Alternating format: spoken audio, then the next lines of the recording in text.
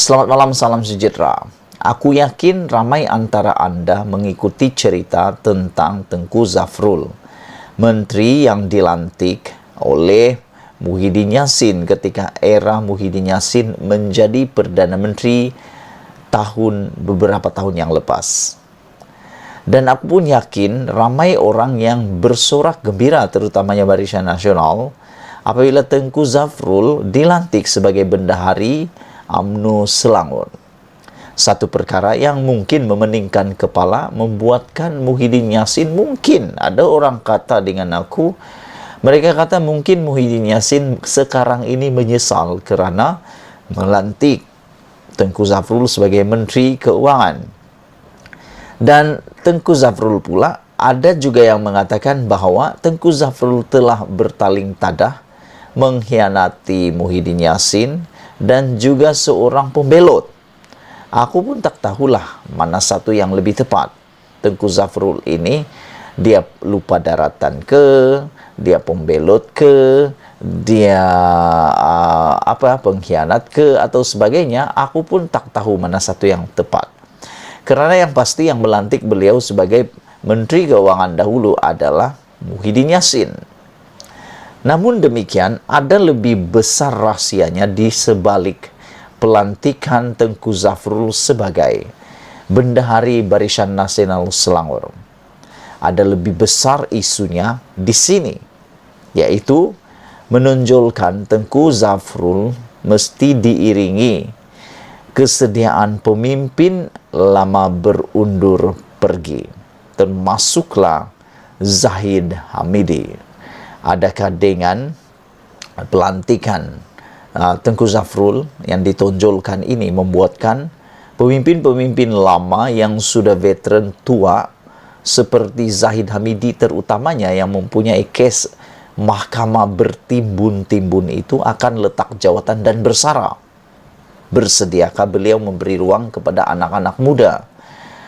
Daripada sudut yang lain, keputusan Barisan Nasional Selangor melantik Menteri Keuangan Tengku Zafrul Tengku Abdul Aziz sebagai bendahari yang baru adalah cerminan bahawa tokoh muda, profesional dan berketerampilan dilihat amat perlu diketengahkan bagi mencari kemenangan dalam PRU 15 akan datang. Aku bersyukurlah kerana UMNO mula sedar bahawa mereka perlu pemimpin-pemimpin baru untuk menarik minat orang rakyat memilih UMNO semula. Dengan dilantik sebagai Bendahari Barisan Nasional, Tengku Zafrul pasti akan diberi laluan bertanding di salah satu kerusi parlimen di negeri itu dan atau mungkin bakal dipertaruhkan sebagai calon Menteri Besar Selangor. Dan tidak keterlaluan kalau dikatakan bahawa mungkin Tengku Zafrul akan menjadi poster boy UMNO dan Barisan Nasional di Selangor. Tidak ada yang mustahil.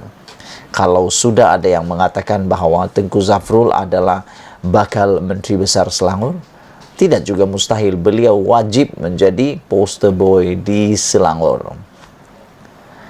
Maka tidak dapat dinafikan, jika itu dilakukan dan disertai kebanyakan calon yang akan diketengahkan juga terdiri daripada orang muda, profesional, berketerampilan, Barisan Nasional mampu memberi cabaran kepada Pakatan Harapan yang telah berkuasa di Selangor sejak 2008 lalu.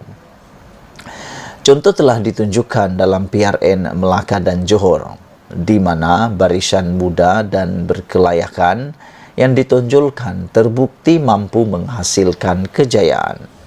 Persoalannya, sediakah orang-orang lama dan warlords dalam UMNO Selangor memberi laluan?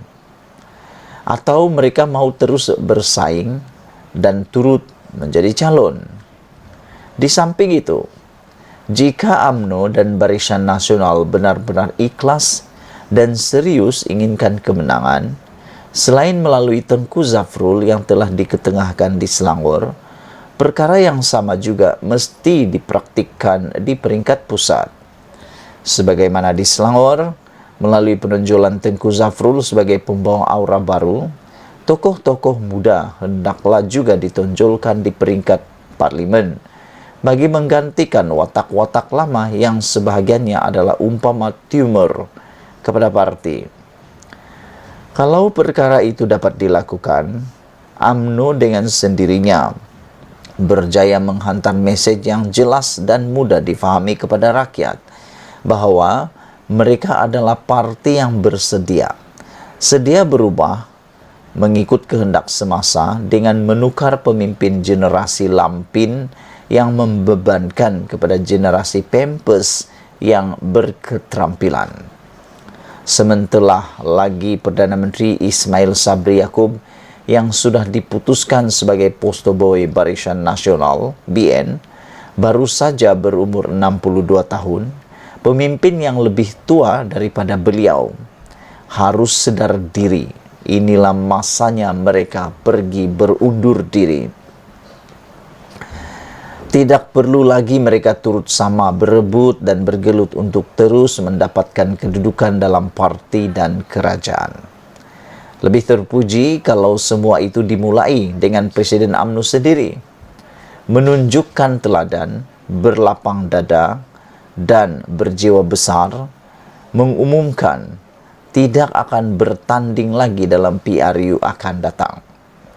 Dalam keadaan UMNO perlu menang pada PRU 15 akan datang, tetapi laluannya pula tidak lapang, langkah terbaik dan mungkin memberi kelebihan menuju kemenangan ialah dengan Zahid Hamidi mesti mengetuai barisan pemimpin akan mengundur diri itu. Lagi pula, sudah banyak nikmat dunia melalui jawatan yang dipegang selama ini telah pun dirasai oleh pemimpin-pemimpin lama itu. Lalu mereka mau apa lagi? Itu persoalan yang paling besar. Pemimpin muda seperti Rizal Merikan Nain Amerikan, Khairi Jamaluddin, Dr. Ashraf Wajdi Dusuki, Sahril Hamdan, dan lain-lain harus diketengahkan serta diberi laluan yang lebih selesa untuk mengambil alih dan seterusnya mengisi kepimpinan masa depan. Mereka inilah antara pewaris kepimpinan UMNO masa depan.